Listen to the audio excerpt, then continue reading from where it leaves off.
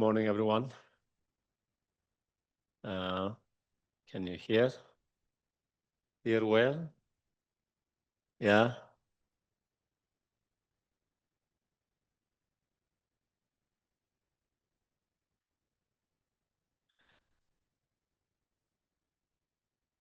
So I would like to start, as usual, with a short mindful breathing exercise, followed by general good intentions.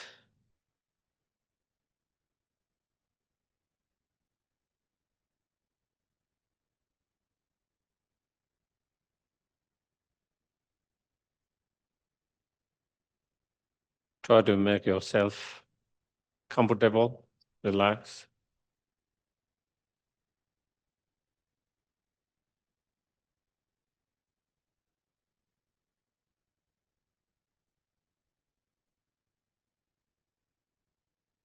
And try to keep your back straight. That can help to be more alert.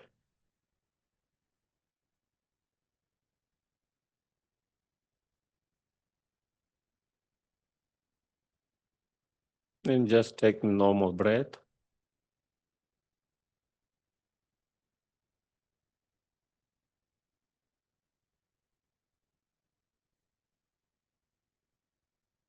And try to watch the breath mindfully.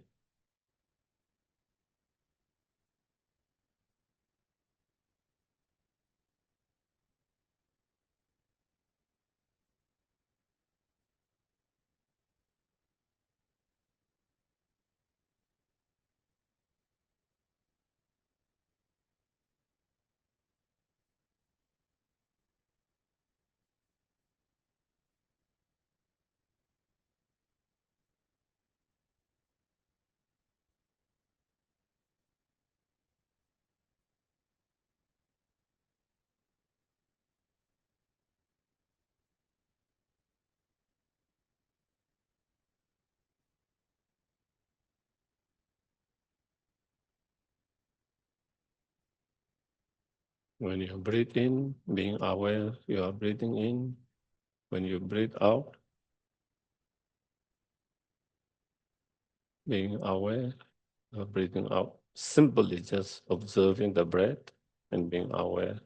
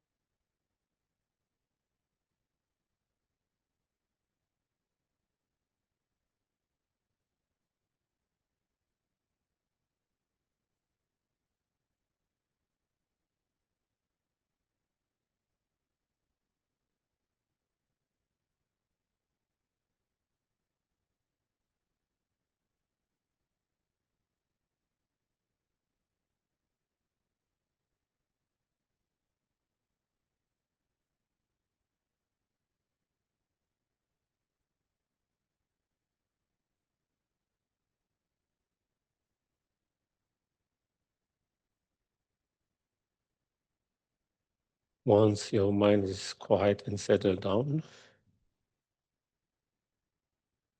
then we can think and feel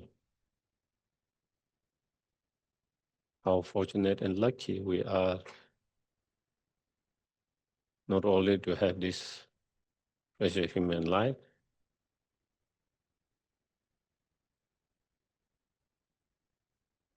but to have to be still alive and to have relative quite healthy life where we can still practice a Dharma.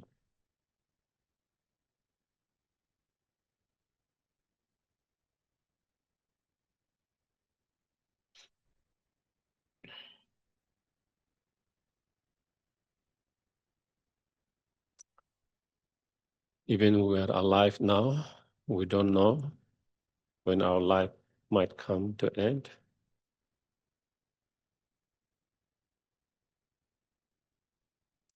Nobody can really predict, no.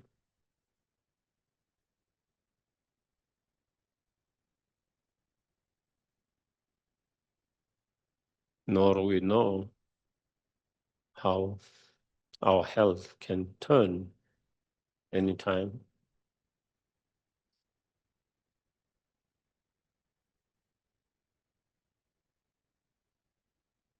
Just like we often see colleagues, friends of others, where their health started to get very bad suddenly, out of nowhere.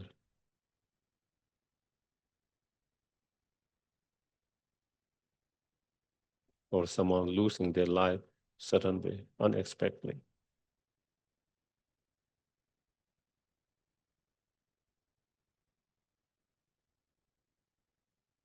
Those things can happen to anyone. Nothing is guaranteed.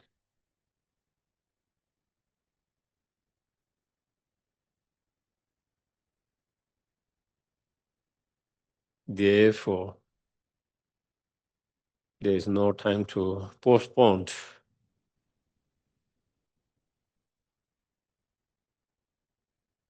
our spiritual practice, Dharma practice, which is most important.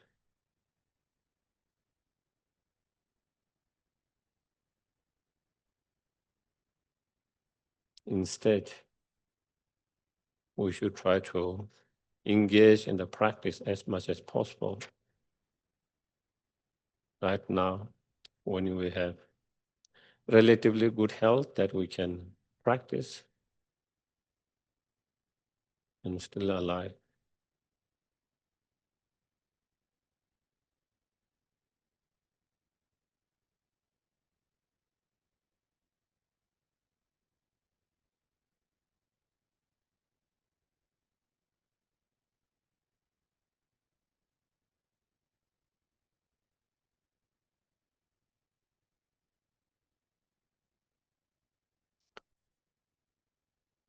And therefore make a strong determination and resolutions. We will try as much as possible to use this opportunity now, which is present in our hand, as meaningful as possible.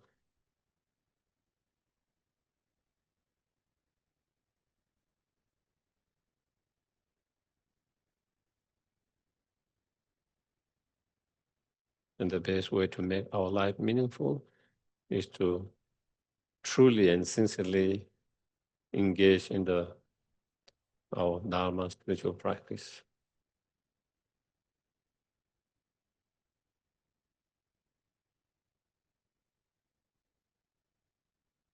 And the purpose of practicing the Dharma,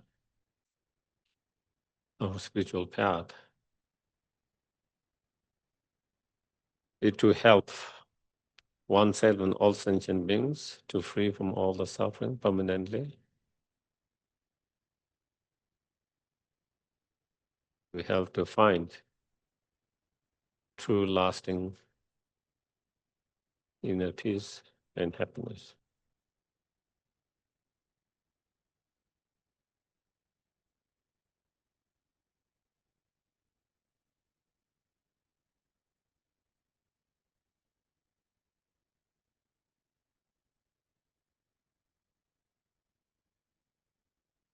And in order to be able to help all sentient beings, including oneself in that way, I must achieve my highest potential, the fully awakened state.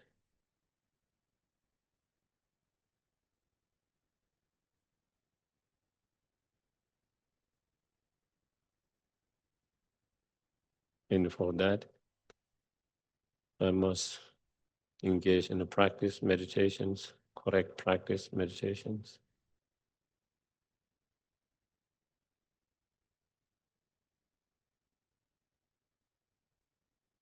And to be able to engage in the practice and meditations,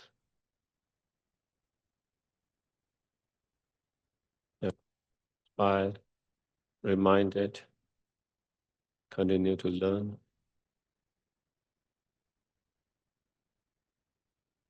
Therefore, I'm going to listen. And not only listen, but trying to apply and integrate them everyday life as possible.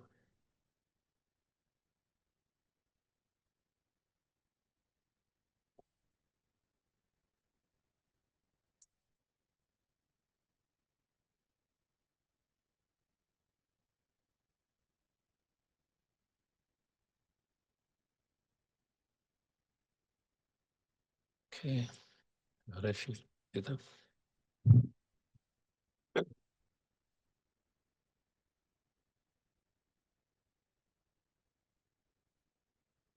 So taking refuge, we'll recite once in English and twice in Tibetan.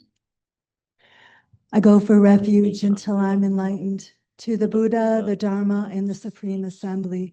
By the merits I create through listening to the Dharma, may I become a Buddha in order to benefit all sentient beings. Sangye chodan soki chonam la Chonshu bardu dagni yapsu chi Dagi chonen gepe sognam gi Jola penchir sangye drupa sho sangye chodan soki chonam la Chonshu bardu dagni kapsu chi Dagi chonen gepe sognam gi Jola penshir sangye drupar sho. Kanje duje ni rone, tawa tam je pang beze, tam be chune ten je be, kwa tam de la cha ca lo. So, we are in, we have been following this particular text, the essence of divine refined gold by Third Dalai Lama. And we are in sections where he talked about the practice of six paramita. And in that, we went the first four practice of the first two paramita, the paramita of generosity, the practice of generosity, and practice of moral discipline. And we are in a section where he discussed about the practice of patience. And we just touched on a little bit on last week. And we spoke about what the patience is, and we talked that the patience is a state of mind, to be able to keep calm and not being disturbed and agitated by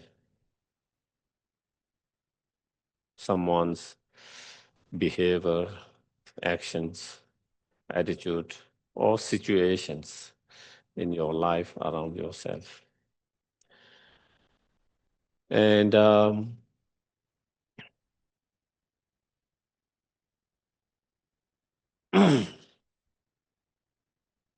there are three types of,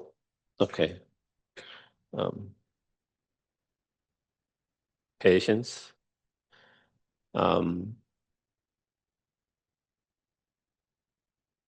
the patience to be able to keep your mind calm in the face of harm. When someone tries to hurt harm you, your friends, family, or someone else, whenever we see someone trying to hurt and harm someone, a lot of time we get upset, agitated, angry, and that disturbs our mind, that disturbs our peace, So even in such situations, how can we learn not to be agitated and upset, angry by that, and to be able to keep our mind calm? And the other patience is the patient to accept pain, sufferings, even there is no one's trying to hurt and harm you, but sometimes, we encounter a lot of challenges, obstacles, pain, suffering in our life. And when that happens, then again, our mind gets disturbed, agitated, frustrated, bitter, Sometimes we can be frustrated with yourself. We can be frustrated with our life. We can be frustrated with the system. We can be frustrated with the world that we live in because we are dealing with that problem and that we live in that kind of environment. And then again, when we get such, frustrations and anger towards whoever, whatever, then again our mind gets disturbed, agitated. And with that disturbed agitations and anger and frustrations, on top of whatever problem we are dealing with, we are adding more pain and suffering by our own mind. If I'm dealing with my health, there's physical issues, physical discomfort, pain, whatever you are dealing with, your physical discomfort or pain, On top of that, then because we are so angry, upset, frustrated with whatever, whatever the object is, on top of the physical pain, now you experience mental anguish, mental pain, mental sufferings. That is being more added by your mental state. We don't have to add that. And so if we learn, to somehow accept the pain and suffering in a positive way, then, we might be able to keep our mind less agitated, less frustrated, less angry, less disturbed, and thereby, we can stop the pain, mental anguish and pain that was created by your own mind. Even though it might not be able to cure the physical illness itself, the physical pain itself, at least it can cure the mental anguish, the mental pain that is created by your own mind on the basis of that. And a lot of time when we are able to manage our mind better, more calm, more peaceful, whatever treatment that we do with the physical, it also responds better. Whatever treatment there might be, that treatment responds better because your mind is better state. When our mind is not good state, a negative state, even those treatment doesn't respond so well. There is a connections between our body and mind. And so therefore, again, that is why. And then, there's a patience of assurance in the Dharma, having inspiration and assurance in the Dharma. So those are three kind of the patience that we will kind of talk a little bit about. And therefore, there are, according to those three patience, then there are three main obstacles in the first patience, the obstacles to develop patience is the anger. When you have anger, you cannot have a peaceful mind, undisturbed peaceful mind. The patience is the undisturbed peaceful mind, and when you have anger, you cannot keep your mind from being undisturbed peaceful. That's the obstacle to have a patient mind. With the second patience, is then, when we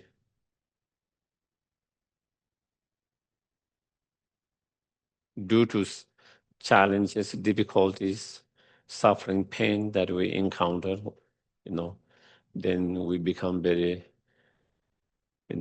depressed, discouraged, hopeless, our mind become very low, and that is again another obstacles to have that peaceful mind. When your mind is so negative, low, discouraged, hopeless, all of that, then again that mind disturb your peaceful mind and those mind. And in terms of the third ones, the obstacle is not having a assurance or aspirations, enthusiasm in your practice, or in the Dharma, in the virtues. So, those are, in order to develop those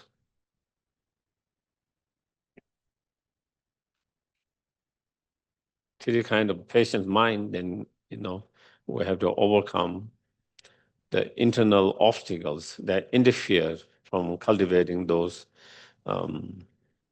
three state of patient mind. In relation to the,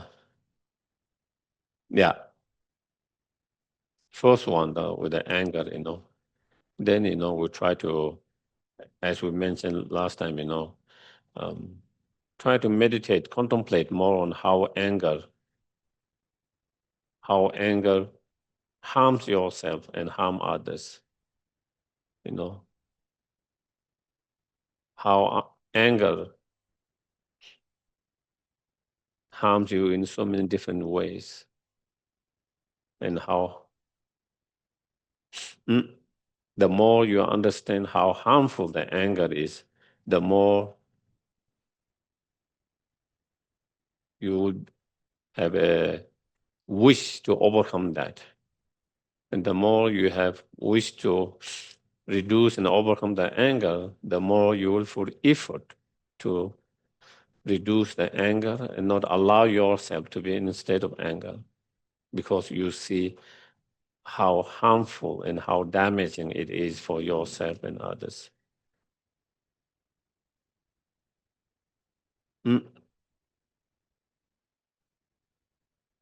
Of course, anger destroy, many of the virtues,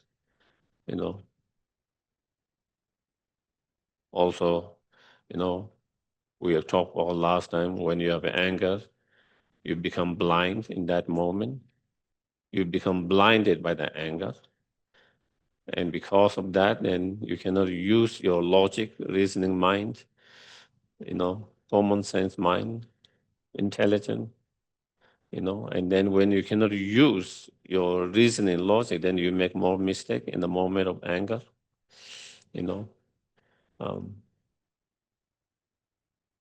and also when you are in state of anger, you cannot enjoy anything. Even you try to sleep, you cannot sleep well because your mind is too occupied by the anger. You cannot stop your mind from thinking negative because of that anger.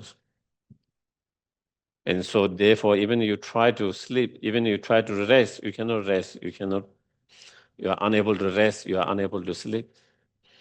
Even you try to have some enjoyment, whatever form of entertainment, you cannot really enjoy it because your mind is not there.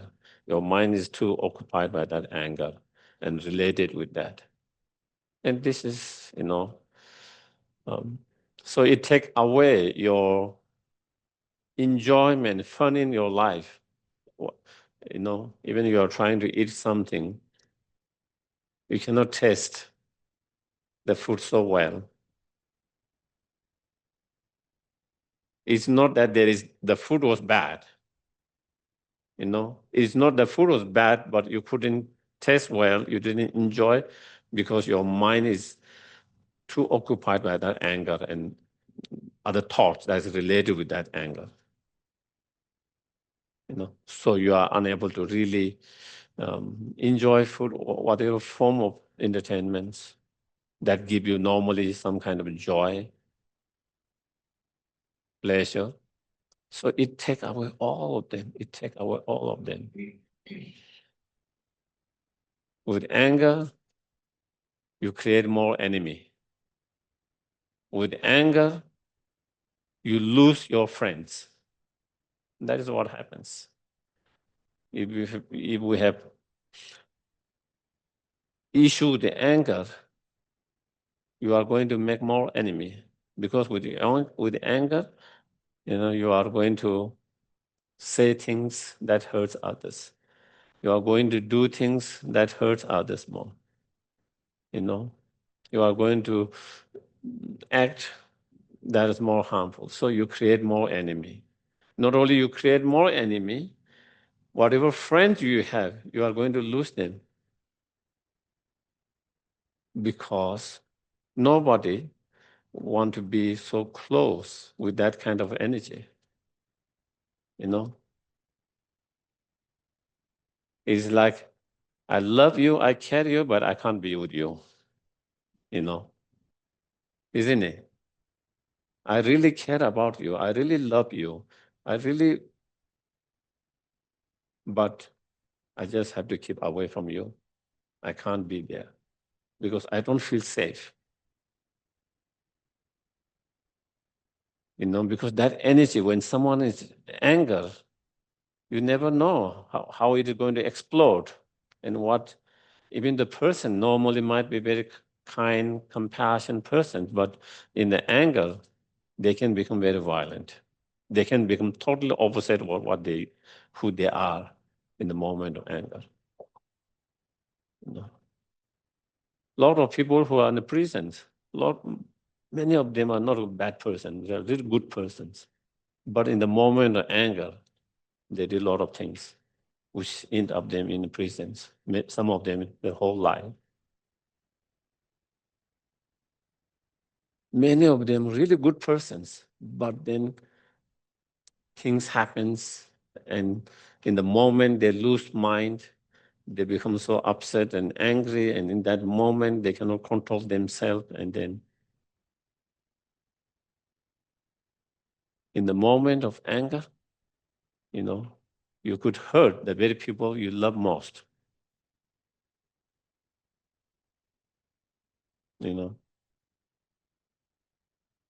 That is what. So you lose, you make more enemy, you lose your friends, families,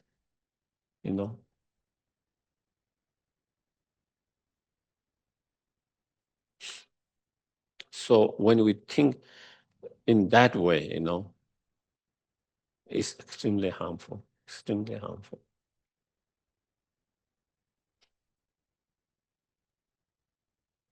With that kind of anger, it damages, your inner goodness. It damages your compassion, your loving kindness, your bodhicitta mind.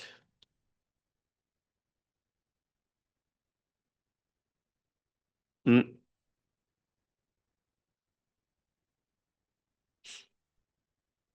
So therefore, it's mentioned, among all the different afflictive emotional defilements, anger is the most worst in terms of,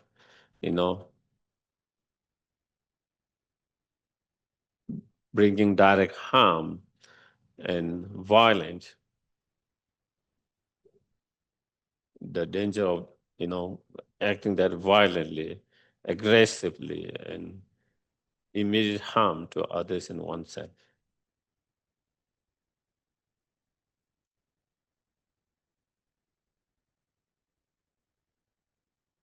anger is such that, not only, it can harm others, it can be fatally harmful yourself. A lot of people, in the moment of anger, sometimes they hurt others, harm others. Sometimes they hurt themselves, they harm themselves. In the moment of anger, sometimes they can, take their own life. In the moment of anger, sometimes they can break their things, and such is the effect of such emotions. So therefore, there's nothing good about it, and so therefore, it's something we don't.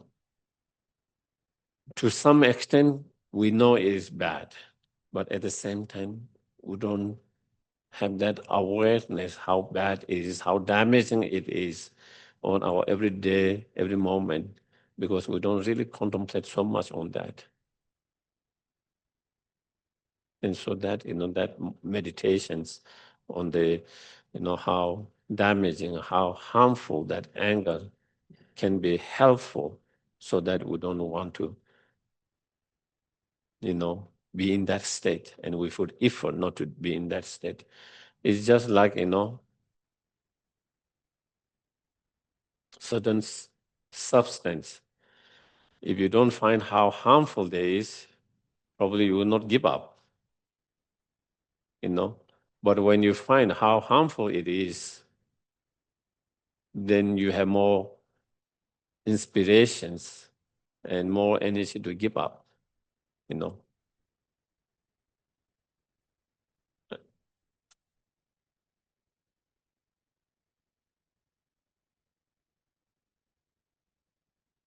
I heard a lot of people, who have, problem with drinking and like that, and they couldn't give up until doctor tell you either you give up or you are going to die, or either you give up or all your liver going to damage. It is like that, until when they understand how really damaging it is, how really bad it is, they are able to give up. Until then, they are not able to give up, even though sometimes they have wish to give up, even though they have sometimes wish to give up, and even they have sometimes try to give up. But until someone explain and, or sometimes they understand with themselves, because they end up in certain situation, how bad it is, incredibly bad, or sometimes something like that, and how bad. And in that moment, something they have struggled to give up, immediately they are able to give up.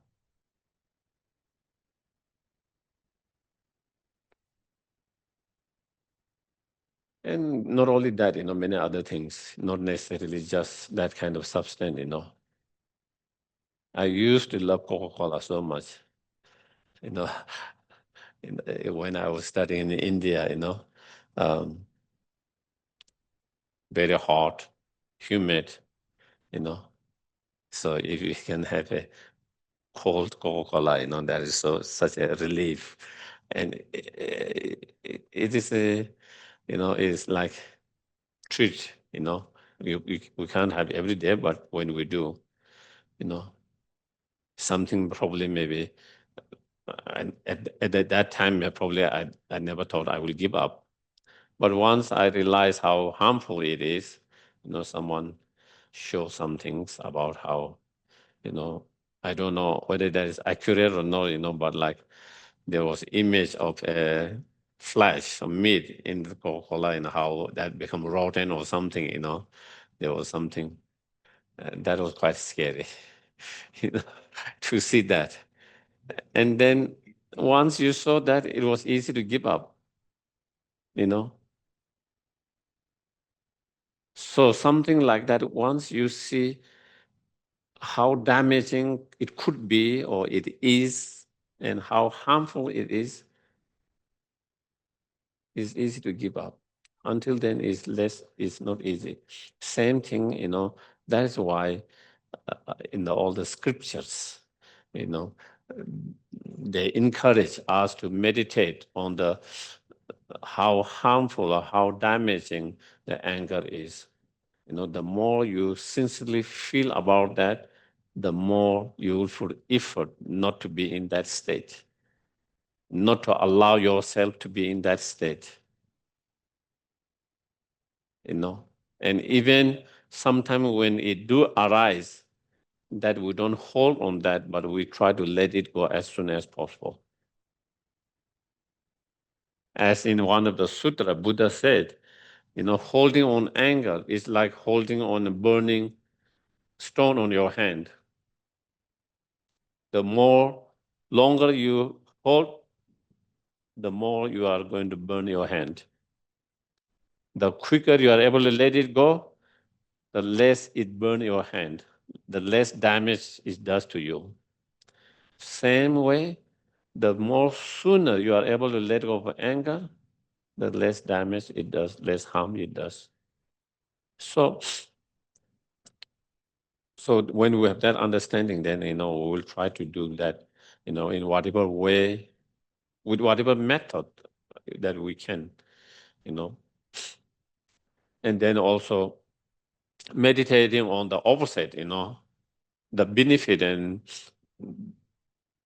helpfulness of having this undisturbed patient mind.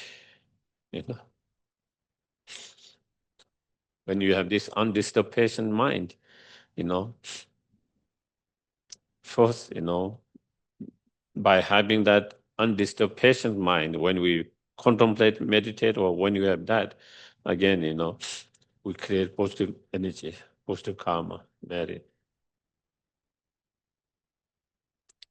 And when you are that peaceful mind, undisturbed, calm, peaceful mind of the patience, you can sleep very well when you need. When you want to rest, you can rest very well. You can sleep. You can enjoy. You will have more friends. We all like people to like you. We all like to have people being nice, liking, all of that. And so, again, if you have a peaceful, calm mind, thank you. Peaceful, calm mind, then, that can help to do that.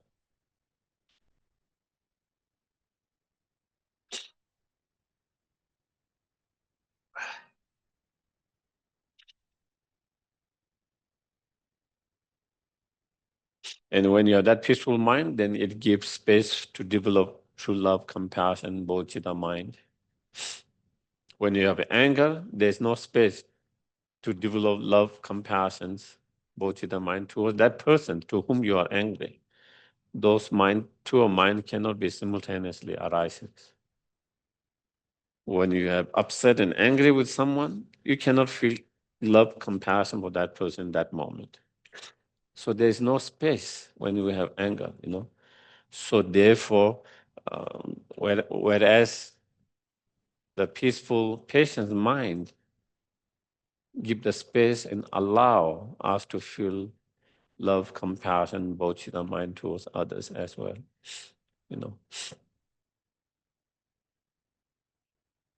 So meditating on the harmful and damaging of the anger and the beneficial and the benefit, the beneficial of the patience, so that it encourages us. It gives us encouragement. It gives us inspirations, enthusiasm in engaging into the practice of the patience, because you can see how beneficial it is, how helpful, how helpful, how beneficial it is for yourself and for others. It's not just about yourself, it's for your families.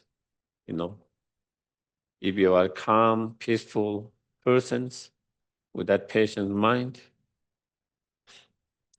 it helps people around you, especially people with whom you spend time, your families,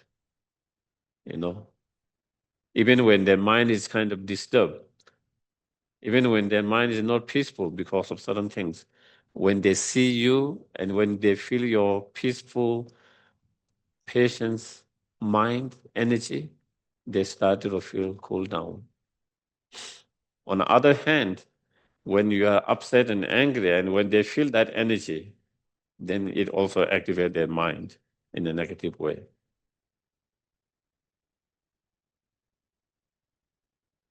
Just like whether it's human beings or animal, it's the same thing. Your emotions will affect your animals, your dogs,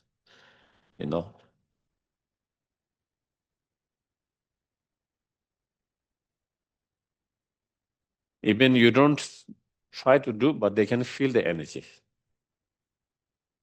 And by feeling that energies, it activates their mind, their emotions, either in negative or positive way. With anger, it activates the negative feelings, emotions. It makes them fearful, scared, unsettled, you know. Not only you cannot relax, the other cannot relax. The mind also, because of that energy, it makes them restless, not calm, not peaceful. So it is important for for our own well-being and well-being of the very people we care and we spend time with, you know, which are the families and the friends.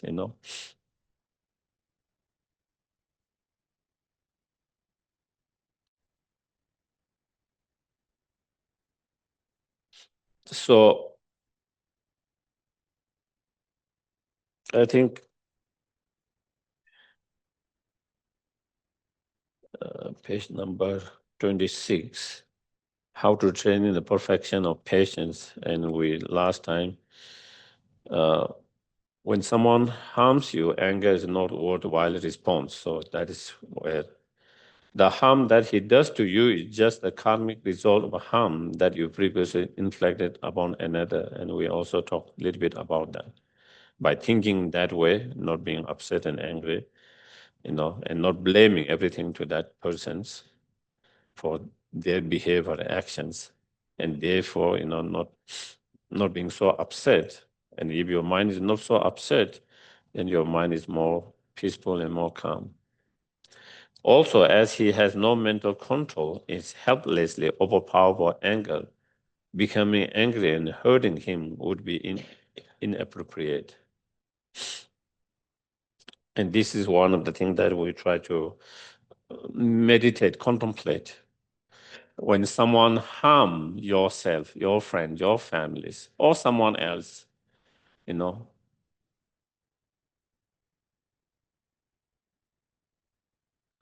when we see someone being cruel, mean, harming yourself, someone, whoever, especially when we see powerful are, the more powerful are, kind of being mean and cruel, the most vulnerable are. I think, again, I know sometimes we get even more upset and more angry,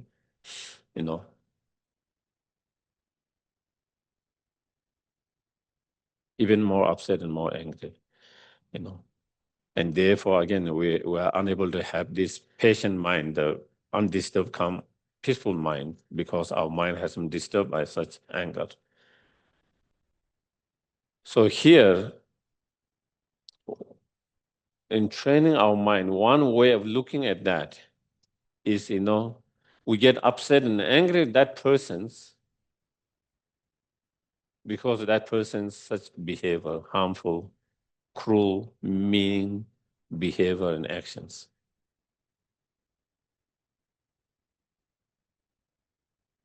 So here is saying, instead of blaming the persons, That's why we are upset and angry, but blame the anger of that person, not the person itself. And differentiating the person and person's actions as well as person and person's emotions. As one of the great Indian masters, Aryadeva, known main disciple of Nagarjuna, the great philosopher Nagarjuna, great master, in one of his writings, 400 verses, he says, Buddha mentions it's not the fault of the persons, it's the fault of the person's delusions. And that is where we try to say similar like here. Why is that person being so mean? Why is that person being so cruel? Why is that person harming, hurting others, anyone, so much? Why? That question, we have to ask that question. Is why? A lot of time we don't ask that questions.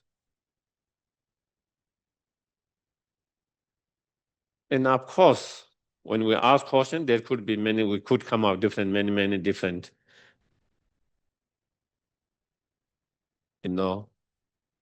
reasons, But if you go more deep in depth, more deeper, then it comes to their delusions, their anger. If they don't have, maybe they are being mean, cruel, hurtful, harmful, either because there is ignorance, sometimes out of ignorance, sometimes because of anger, sometimes because of, greediness, jealousy, sometimes because of their ego is hurt, their selfish ego mind. Due to one of them, if they don't have those emotions, would they behave that way? Would they act that way? Would they be so mean, cruel, unkind, hurtful, harmful? Would they be that? They wouldn't behave that way. They wouldn't act that way if it wasn't one of those negative emotions.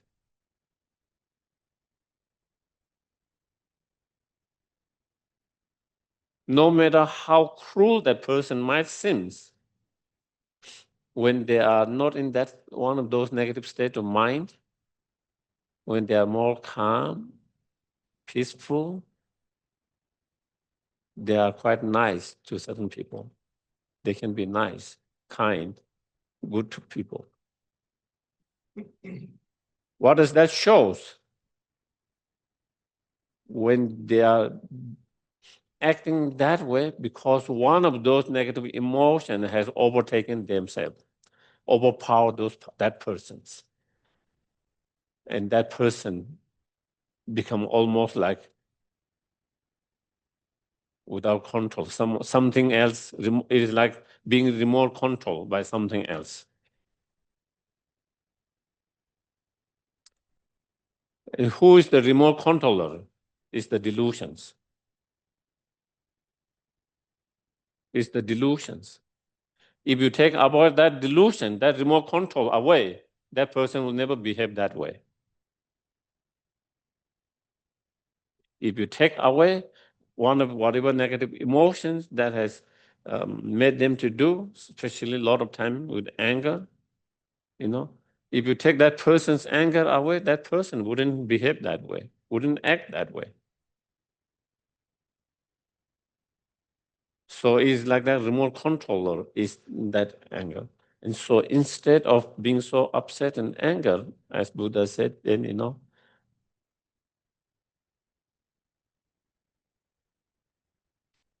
instead of directing our anger towards that person, instead you should direct anger towards that person's delusions, not the person itself. Because the main things that make that person's act is that the delusions, such as anger and so forth.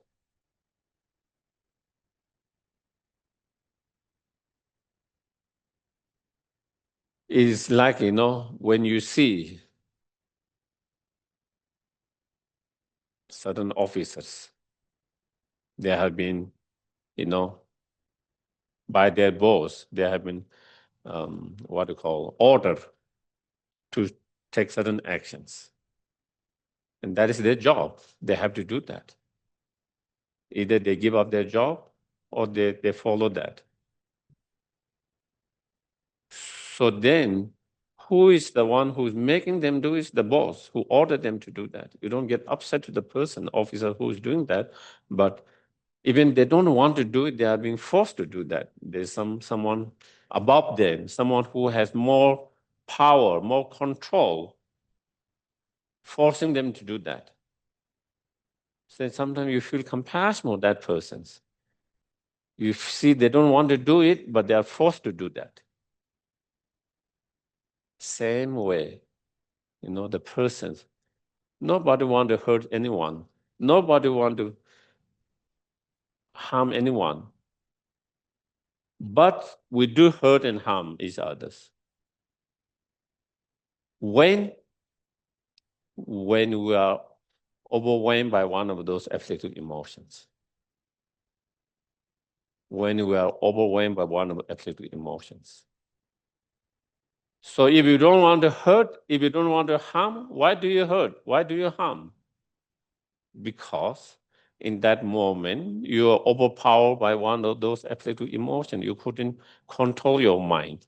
Your mind was overpowered by one of those afflictive emotions. You are hopeless in that moment.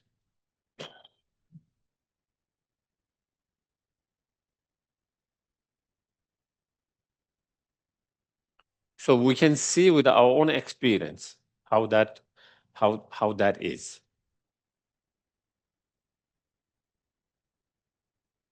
You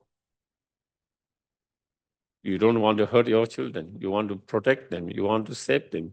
You don't want to hurt your partner, your friends, families. We always try to protect them. We always try to, but there are moments when we hurt them with our speech, with our actions, with others. There are moments when we hurt them. Why did we hurt them in that moment? Because in that moment, we lost our mind. We couldn't control our mind.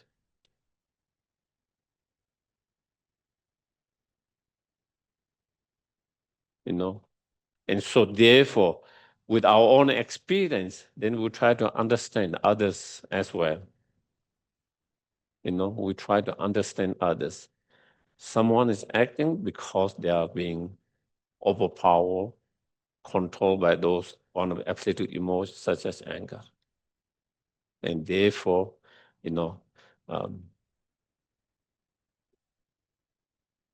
don't get so upset and angry to that person's.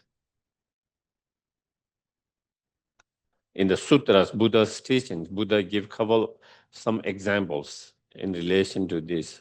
He give an example of someone being possessed by a spirit. Someone who has been possessed by a spirit, then the spirit taking over that person, and then that person try to hurt and harm. But anyone who knows that that person has been possessed by that spirit, they will not be upset and angry with the persons. Instead, they would like to help that person to be free from being possessed by that.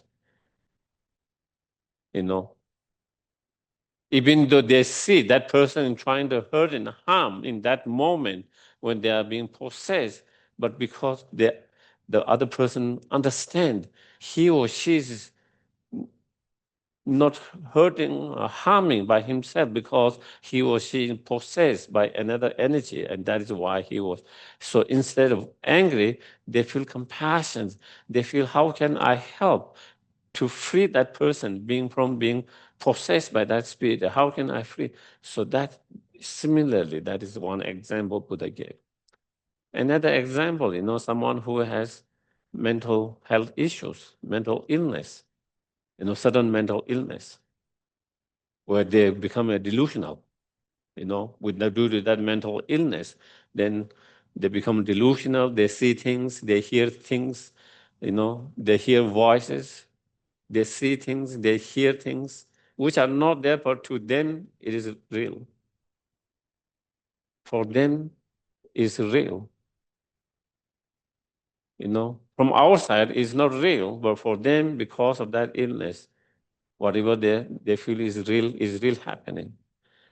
And because of that, then sometimes, even the very people who try to help them, whether it's family member, whether it's the uh, medical, doctor, nurse, and other people who are trying to help, sometimes they harm them.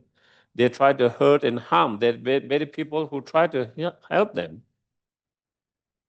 Even in such situation, those who understand, whether it's doctor, nurse, others, family member, who understand they have that some mental issues, they have that illness, they have that problem.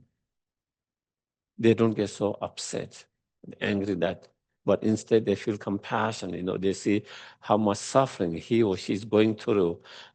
How can I help him to be cured from that illness? Always thinking, how can I help? How can I help the person to be cured from that illness? Because you see, that person is suffering so much because of that.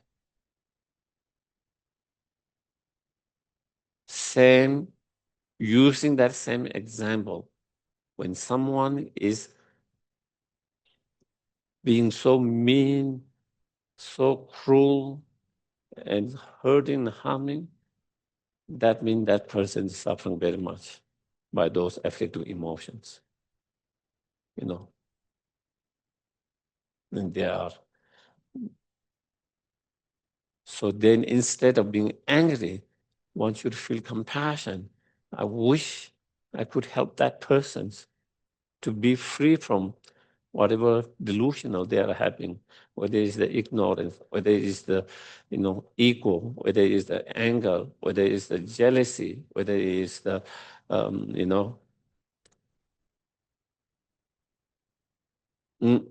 greediness, whatever negative emotions that overtake that person and make that person to act that way.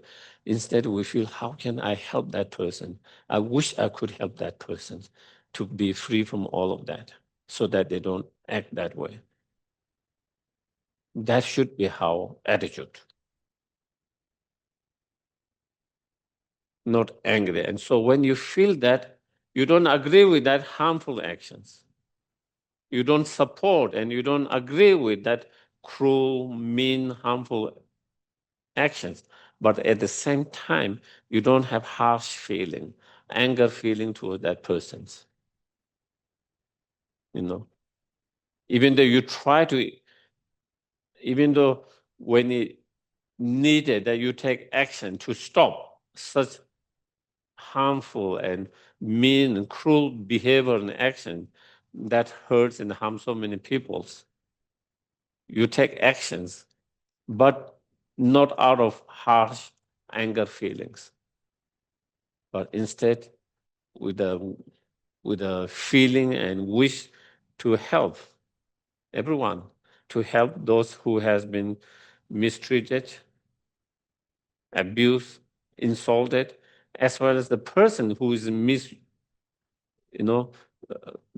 abusing whatever that, because that person also needs so much help. That person needs so much help. That is the bodhisattva attitude. Of course, it's not easy for us. It's not easy. But that is what the bodhisattva attitude is. And that is bodhisattva attitude, and it is possible for someone to reach that point if we practice and meditate. It takes time, it takes effort, it requires effort and practice and time. But if we can really put effort and practice, then you can reach a point where when you see such situation, event, that you don't get angry and upset at that person's, but instead you can feel compassion for that person's. Instead you can feel compassion because you can see also that person is suffering a lot. Because you can feel that person is also suffering a lot. That person also needs so much help. Because that person's, has no control, has no control,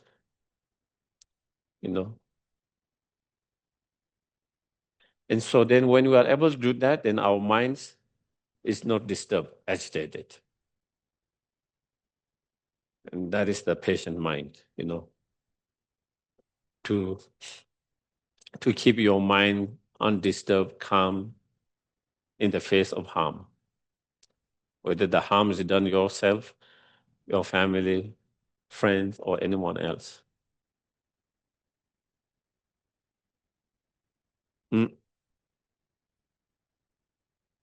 Again, as I mentioned before, and many times, it doesn't mean that doesn't mean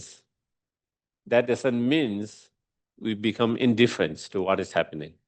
Do you get it? There's huge difference. It doesn't mean we become indifferent and pretend there's nothing happening.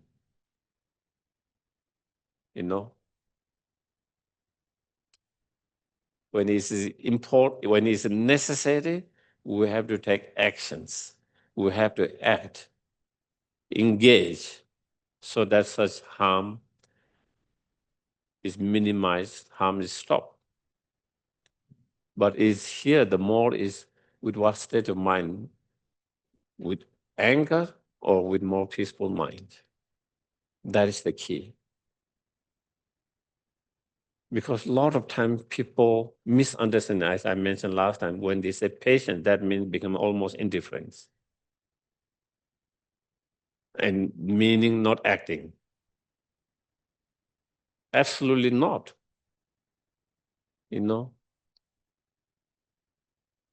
Actually, in Bodhisattva's practice, one of the things is that when you see something, suffering is done, and when you have the ability to stop that suffering, if you don't stop, you are breaking one of the vows. So it's not about not engaging and becoming indifferent. If you don't engage, sometimes you are breaking the vows when you can, when you see and you have the power to stop and you are not stopping that. So then when you talk of patience, sometimes people think it's almost a contradiction. There's no contradiction. The actions and the feeling here, when you talk about patience, is how, with what state of mind we respond, we react, we engage, and that is the key. That is the key.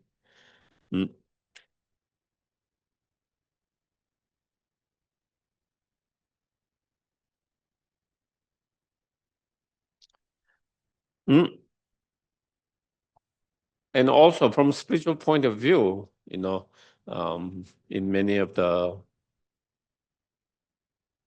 teaching, also one of looking from spiritual point of view, again, because of such person's actions and behavior, we see that person's behavior as the best teachers,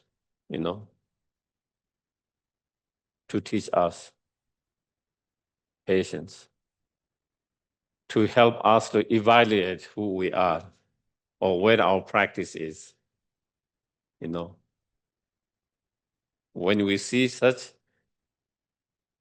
when you see someone being so mean, cruel, that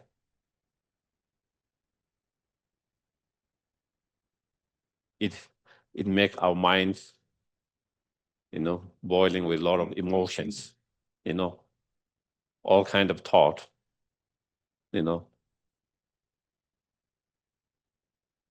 And then we realize, oh, I need to I still need to work with my anger. There's a lot to work on. Before that, you think, oh, I'm good, doing well. I might be a good practitioner. My meditation is working.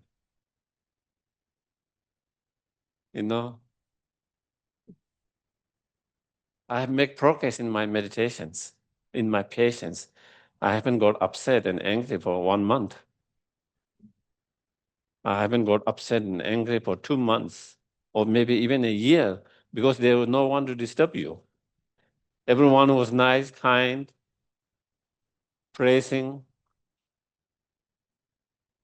Suddenly, one day, you encounter someone who is not nice, cruel, mean, unkind, whether it is to you or someone else.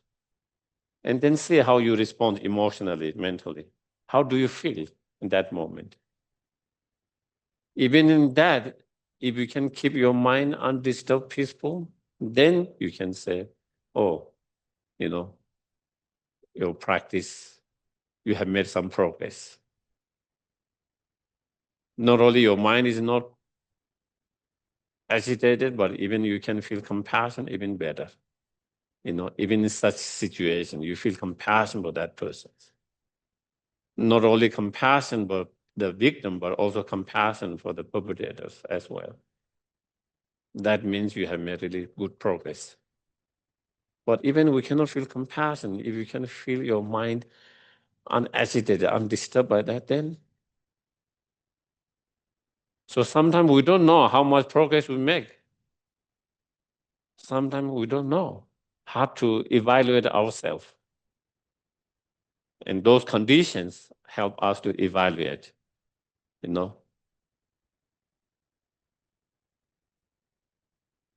And then, then it reminds us how much more I need to practice, how much there's more long way to go, and so it helps us to understand where we are. It helps us to understand where we need to improve. It helps us to, direct in our practice. And from that perspective, they are the great teachers who help us to evaluate. It's like in the school, the teachers, who help you to evaluate and let you know where you need to work more on, where you need to work harder, because this is where you are doing not so great. This is your weakness, and this is where you can improve, and this is where how you can improve. So like that, So the teacher who help evaluate same such persons help us to evaluate our practice and ourselves. And from, again, that point of view, that perspective, then that person become great teachers, great teachers. And in all the Lojong, mind training, practice and scripture, they talk about, such persons and all these kind of suffering, problem, pain are the best teachers,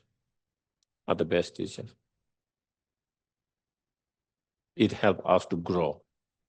It helps us to improve,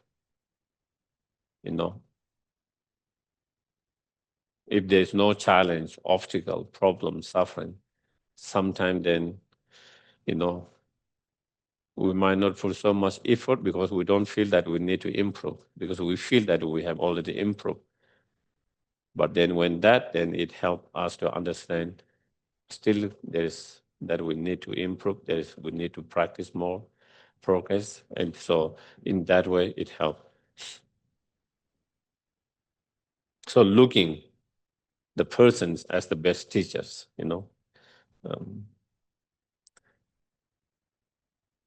because one moment of anger destroyed the root of 3 bases of merit accumulated over many eons, do not allow thought of anger to arise.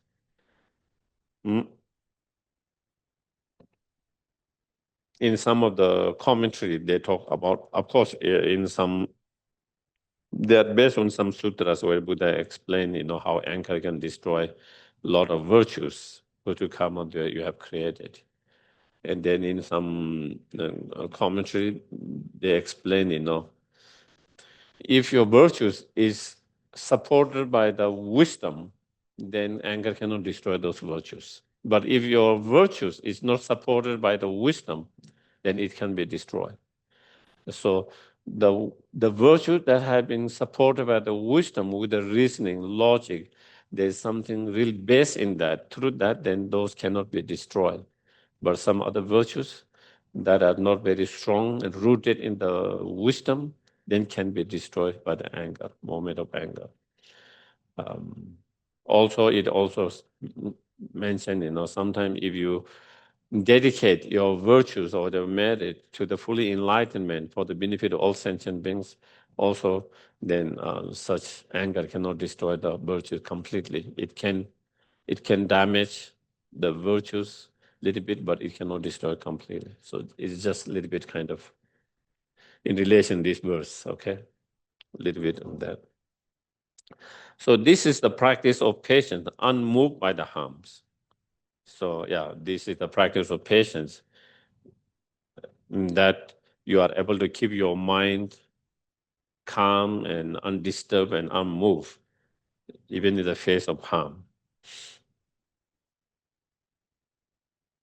And so next is the second patience,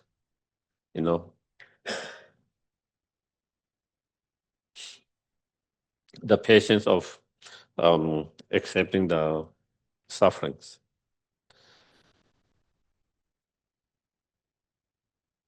I don't know if people have questions. I can take a couple of questions.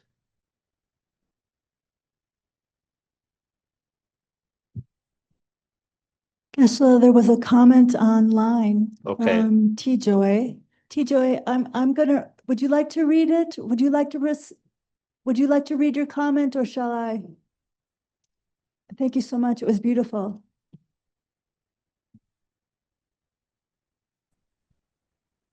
Can you hear me okay? Okay. Thank you so much, Geshe La. My comment was, Oh, wait, we have to turn up the sound here. I'm sorry, T Joy. Hold on. Okay, let's try again. okay, can you hear me okay? How about now? T Joy, could you check your end? Okay. Oh, there. Oh, you can read. Okay. How about now? I think I'm gonna read. Is that okay, T Joy? Okay, thank you. T Joy wrote, when we can feel true compassion equally for the victim and perpetrator without aversion or indifference, then we are making progress in our practice. I'm becoming more and more aware. Therefore, I can work on this. Thank you, Geshe-la Mahasuka. Thank you. Any questions? Yes, there, back.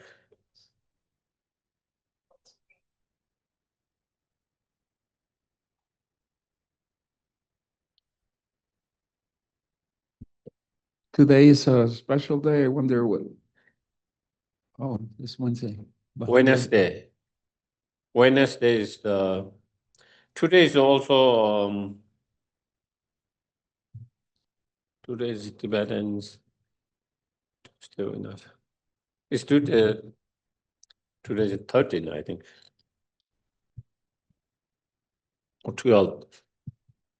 Well, today is always auspicious.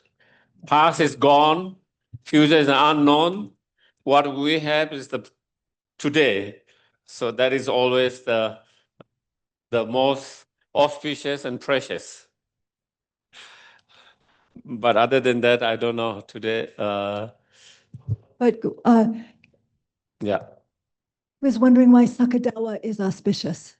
Yeah. The whole month is, this whole month is known as, the Sagadawa is actually the name of the month. Each month has name according to Tibetan astrologies. So Sagadawa is the name of the fourth month of the Tibetan calendar.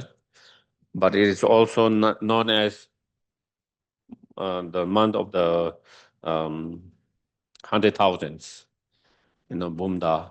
And it is mentioned during this 1 month, whatever virtues you create, it multiplies by hundred thousands. And this is special because especially the full moon that is coming on the Wednesday, and that is the actual day where three very important deeds or event in Buddha's life happened. One, Buddha was born on this month and that full moon at different years, and then he achieved enlightenment in the same month, in the same full moon, same day, different years, and then he also passed away in the death. So it is three very important events or the deeds of the Buddhas that coming together, and so that is why it is regarded very holy, auspicious, and this one is according to Tibetan calendars, according to the Theravada, it already went Buddha Purnima, I think last month. So there is slightly the lot of times, sometimes they come together, sometimes it's 1 month difference, a little bit. So Tibetan has their own astrologies and their own calendars.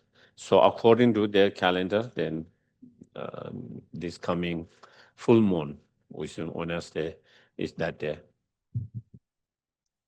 Okay, and today, Geshe-la, it's the 12th for the Tibetan calendar. Okay. Um,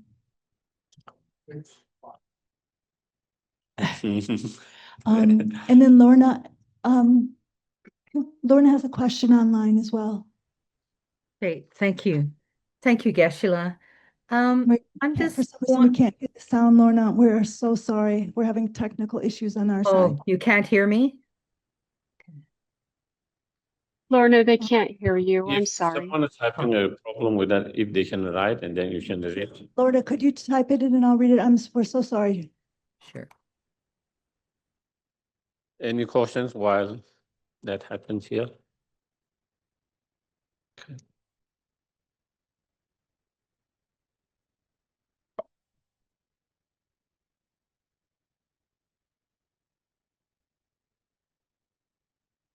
And I'm going kind of a little bit slow on here on patience because I think we need that so much in this difficult time. I think, it's stirring up so many people's feeling and emotions with what is going in world in general, and especially in these countries. I think a lot of people's mind are kind of, disturbed, agitated. So I think just to remind ourselves of those practice. Sometimes, even though we have study, learn, but sometimes we forget to apply when we need it. And I think it's good time to apply those teachings and practice in such times. So, yeah. Yes. Hi, Geshe-la. So this is not related to patience, but we were talking about delusions this morning in the Lamrim session. So, if you think about how much time, we students spend on procrastination, and laziness, what is the antidote for that?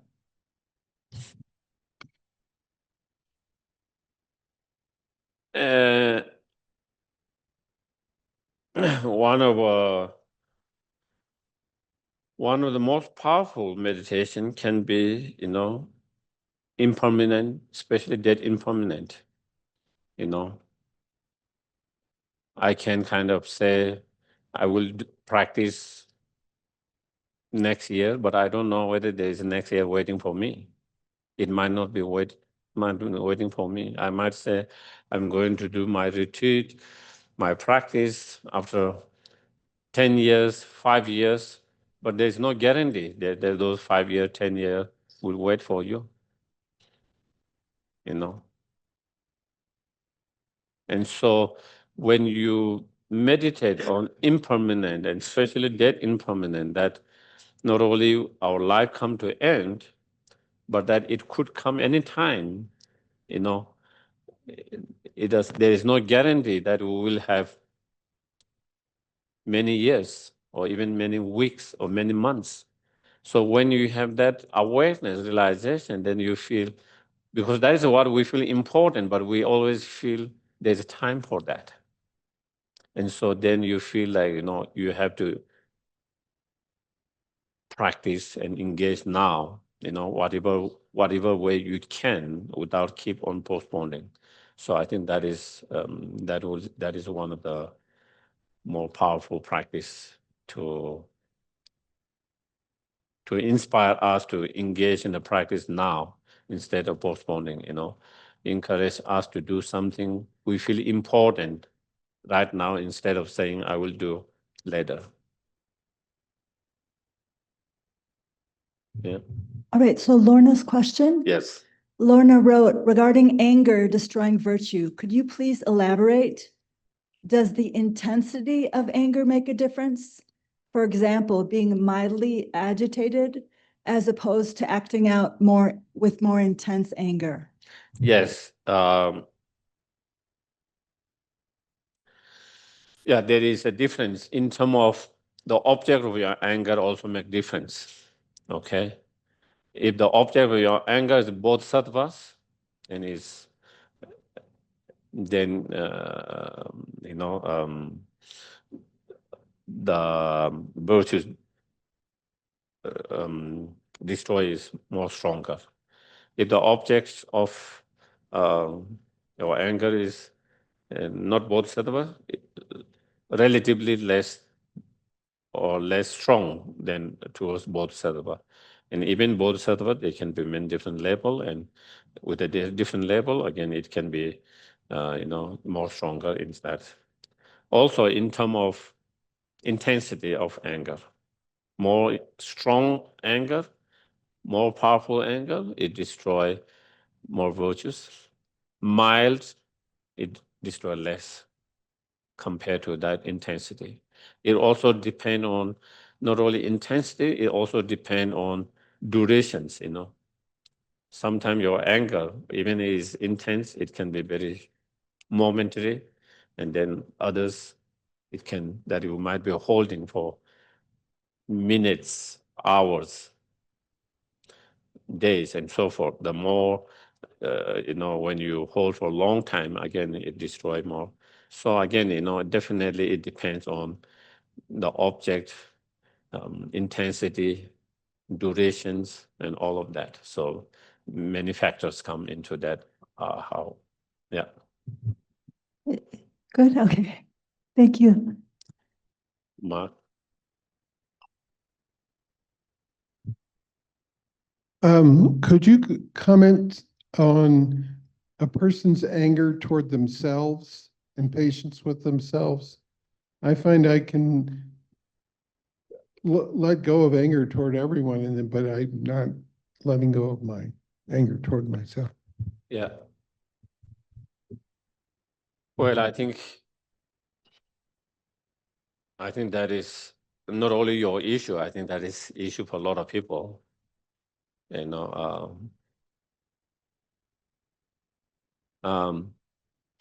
Again, we have to understand we are also one of those sentient beings. Just as we need to be, sometimes when we talk sentient beings, when we talk about being kind, compassionate, loving, caring to sentient beings, we feel like the sentient beings are on one side and you are on the other side. But you are one of those sentient beings. You should be included in that sentient beings. So you are also not only the others, you are also the object of loving kindness, object of compassion, object of bodhicitta mind. That is one thing that we have to remind and remember.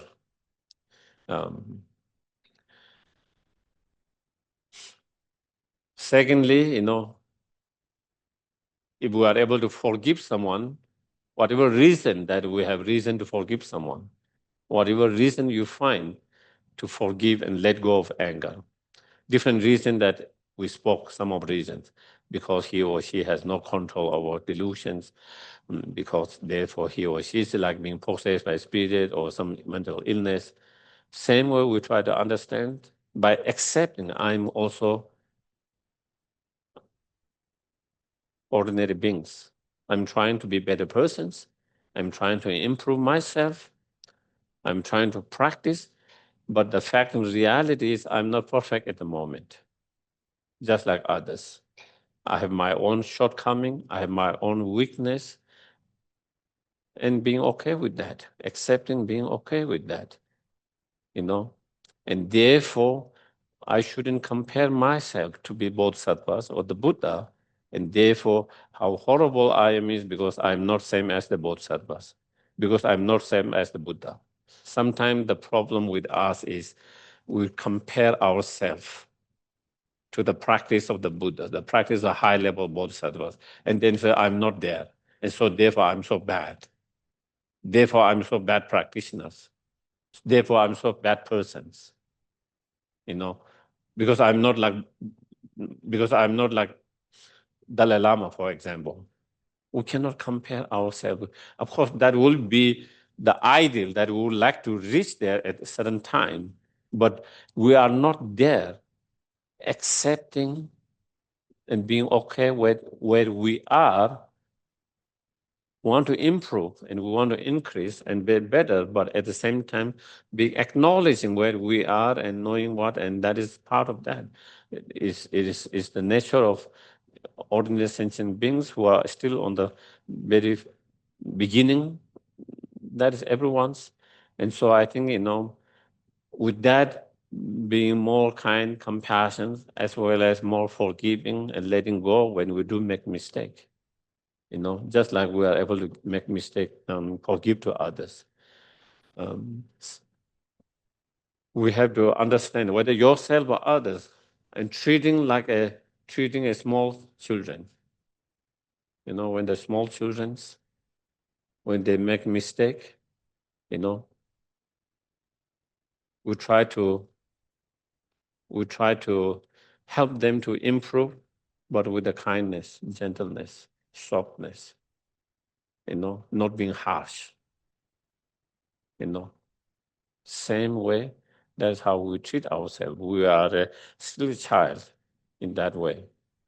And so I think those are some of the things, so that we don't hold so much harsh negative feeling towards ourselves, and being more soft. And even when you do make mistake, learning to forgive, learning to let it go, and trying to learn from that we don't make mistake again so often, but at the same time, understanding where we are, and therefore, that is what we do. We make mistake. So yeah. Then dedication, yeah.